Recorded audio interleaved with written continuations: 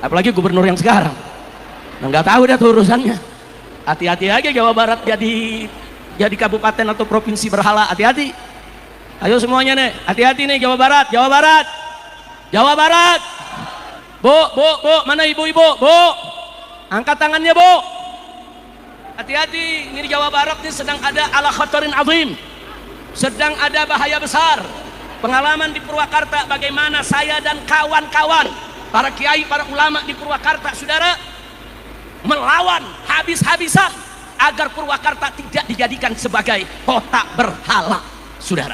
Dan saya tidak mau terjadi di Jawa Barat ini, saudara, karena yang bersangkutan pernah mimpin Purwakarta dirubah jadi kota kiai, kota santri, menjadi kota berhala. Nggak boleh Jawa Barat dirubah menjadi provinsi berhala. Betul? Betul? Siap robohkan berhala, siap hancurkan berhala, siap sepikan Jawa Barat dari segala berhala. Takbir.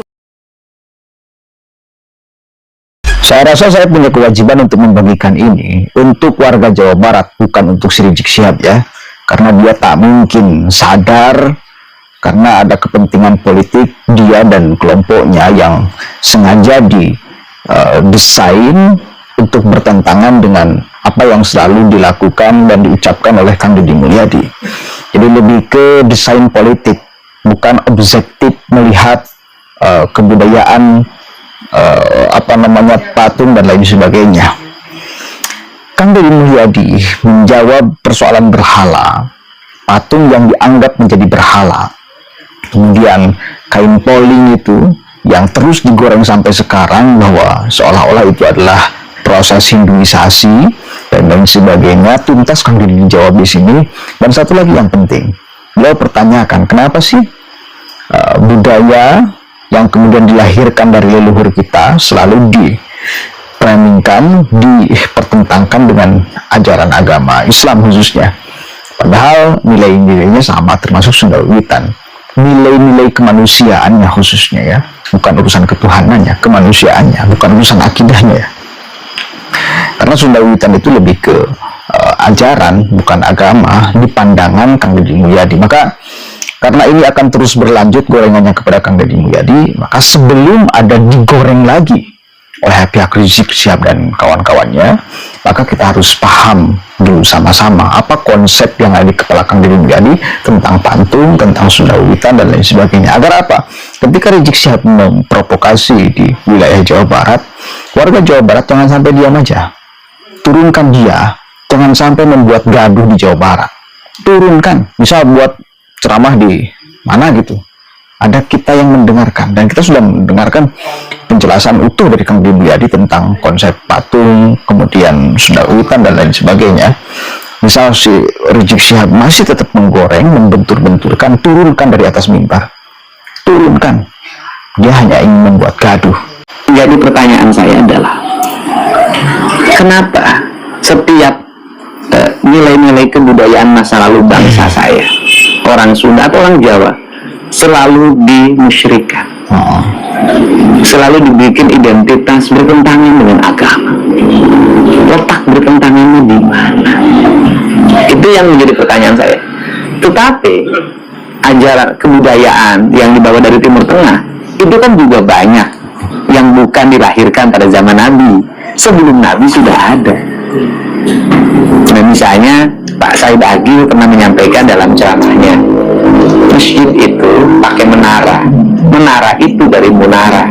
Munara itu adalah tempat penyimpanan api, yaitu orang-orang Majusi waktu itu menyembah api yang disimpan di menara. Kemudian menara itu menjadi khasanah masjid yang dipakai di kita semua. Kenapa sih itu boleh dipakai jadi masjid? Kenapa yang di kita nggak boleh? Nah, ini menjadi pertanyaan kita gitu loh. Saya nilai-nilai masa lalu itu penuh kearifan. Misalnya orang Sunda, silih asa, silih asi, silih asu, apa sih tidak arifnya? Ada kereta kencana, kemudian dikasih dikasih ratus ya, dikasih bunga. Apa bedanya dengan bendera yang dihormat? Kan sama, diarak setahun sekali, orang nonton foto-foto. Apa bedanya dengan bendera yang dihormat? Kan sama aja. Apa benderanya sih dengan bendera ormas, bendera partai? Kan sama gitu loh. Itu kan simbolisasi saja. Ya, kalau itu nggak boleh, bendera ormas juga nggak, jangan dibela-bela dong. Kan ketika nama ormasnya dilecehkan orang lain kan ngamuk. Kan ya, ketika nama partainya dilecehkan orang lain kan orang ngamuk juga. Kan artinya bahwa samalah semuanya juga masih menghormati simbolisasi gitu loh. Dan beda. Ya cuman beda. Nah itu problemnya apa? Misalnya kain pohon dikasih kain, terus problemnya apa? Itu dianggap apa ini untuk agama Hindu. Nah pertanyaan saya, ada nggak di India pohon dikasih kain? Nggak ada. Itu khas Bali aja, bukan khas Hindu loh, khas Bali. Bali itu khasnya budaya Nusantara. Nah kemudian menjadi pertanyaan saya, lu masalahnya apa? Bagus mana pohon dikasih kain dengan pohon dikasih paku? Dikasih paku, kasih iklan, ditulisan di situ. Nah, misalnya hubungi 08 sekian gitu kan ya, untuk sedot tinja. Oke. Bagus mana dengan pohon dikasih kain? Nah, yang dimasalahin kan kain kotak-kotak warna hitam. Nah, kain kotak-kotak warna hitam itu kan bukan barang baru di kita. Semar itu dalam golek, wayang golek itu pasti kainnya kotak-kotak hitam. Hanoman itu kan kotak-kotak, karena orang Indonesia itu mengenal dua warna hitam putih. Kan sama dengan di Mekah. Mekah juga kan hitam, kenapa nggak pink? Kan artinya warna hitam memiliki makna filosofi, warna putih memiliki warna filosofi. Nah kemudian kotak-kotak, nah kalau kotak-kotak juga nggak boleh, papan catur juga nggak boleh. Oke. Apa pertimbangannya apa dari sekolah? Estetika, agar pohon itu nggak ditempelin paku. Dirusak. Kenapa dikasihkan paku? Karena eksentrik. Karena dikasih kain pink nggak pantas. Nah, yang disebut menistakan itu apa? Orang menistakan agama itu, orang miskin lapar, nggak dikasih makan. Orang kayanya tertawa terbahak-bahak, itu menistakan agama. Anak-anak yatim dibiarkan terlantar. Orang-orang sakit dibiarkan tanpa pengobatan. Itu menistakan agama. Itu kan orang pemahaman Sunda Wiwitan mereka pahami sebagai agama. Saya Sunda Wiwitan saya pahami sebagai ajaran Sunda Wiwitan. Wiwitan itu asal, awal. Ya Sunda Wiwitan Sunda yang mengajarkan tentang awal manusia penciptaannya, kecintaan terhadap lingkungan, kecintaan terhadap bersama, tidak boleh berbuat berlebihan, sirih asa, sirih asi, sirih asu. Lebih ke filosofis. Filosofi dan nilai-nilai ajaran. Bukan. Terus apa salahnya? Nah berhala ya konsisten. Kalau patung itu dianggap berhala dan tidak boleh, bikin keputusan yang menyeluruh untuk seluruh orang Indonesia. Dalam keputusan Kepres, dalam Perpres, dalam undang-undang. Karena saya bupati penyelenggara konstitusi. Pertanyaan saya adalah, kenapa sih kalau patung harimau Kodim nggak dimasalahin? Kenapa patung Lodaya di Polres nggak dimasalahin? Kenapa patung polisi nggak dimasalahin? Kenapa patung tentara nggak dimasalahin? Sepertinya memang Dari Jakarta patungnya lebih gede, patung Sudirman. Nah persoalannya kenapa sih patung yang gede di Jakarta yang dimasalahin, yang di Purwakarta yang kecil-kecil? Nah, itu pertanyaan saya. Kenapa sepertinya FPI? Saya nggak tahu, nggak tahu. Itu video lama, tapi cukup untuk menjawab video terbaru dari Rizik Syihab atas penyerangannya kepada Kang Deddy Mulyadi. Karena narasi itu yang terus akan diulang-ulang oleh Rizik Syihab and the gang. Sekali lagi, kalimat itu, penyerangan itu yang akan terus diulang-ulang oleh Rizik Syihab and the gang. Dan itu sudah dijawab beberapa tahun yang lalu oleh Kang Deddy Mulyadi ketika memimpin di Purwakarta persoalan patung yang dianggap berhala. Saya terangkan kembali, tidak semua patung itu menjadi berhala, tetapi berhala bisa aja patung. Uang juga bisa jadi berhala. Handphone bisa jadi berhala. Rizik Syihab bisa jadi berhala. Semua barang ini bisa jadi berhala, Pak. Sekali lagi, tidak semua patung itu menjadi berhala, tetapi patung bisa dianggap atau dijadikan sebagai berhala bila disembah. Itu mesti dipahami. Patung untuk disembah itu namanya berhala. Patung untuk kesenian itu ya namanya seni. Bukan untuk disembah, bukan berhala namanya. Untuk seni.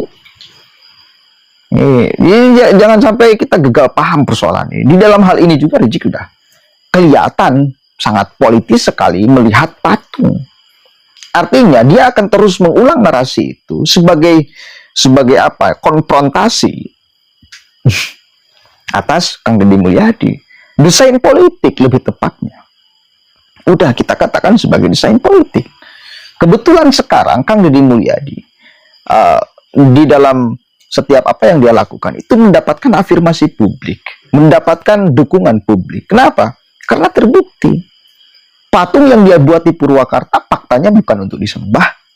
Apa yang dia lakukan sehari-hari membantu menolong orang, meringankan beban orang, membahagiakan orang, membuat tertawa orang, itu adalah ya praktek atau apa namanya substansi Islam. Jadi agama itu bukan hanya diucapkan ajarannya, tetapi sudah diimplementasikan menjadi keseharian, menjadi amal. Nah, ilmu itu kan sangat baik, akan menjadi buah pahala bila menjadi amal. Yang ketiga, jadi Kang Deddy itu bukan hanya di konsep. Konsep agama nyuruh kita untuk menolong orang. Nah, Kang Deddy Mulyadi mungkin tak ngerti dalilnya. Tetapi kan ketika dia melakukan, mempraktekkan, itu udah nilai-nilai Islam sangat luar biasa. Satu kali lagi, menolong orang mungkin Kang Deddy tak tahu apa dasarnya dalilnya. Baik atau tidak baik. Jadi substansinya sudah sangat kena. Apa yang dipraktekkan di keseharian itu substansi Islam semua. Bukan hanya didalil, tapi sudah dipraktek. Merawat alam, hablum minal alam itu disuruh, Pak. Nah, itu yang paling penting kita harus memahami sebagai orang Jawa Barat. Sehingga, sekali lagi saya ulang, bila ada Rizik Syihab dan kawan-kawan memprovokasi warga Jawa Barat, menyerang Kang Deddy Mulyadi dengan kalimat yang aneh-aneh, tuduhan yang macam-macam, turunkan di atas mimbar. Jangan diteruskan ceramahnya. Jangan sampai membuat gaduh di Jawa Barat. Ya, pun paham kan? Begitu. Mudah-mudahan ada manfaatnya. Merdeka. Orang Jawa Barat sekarang merdeka. Assalamualaikum warahmatullahi wabarakatuh.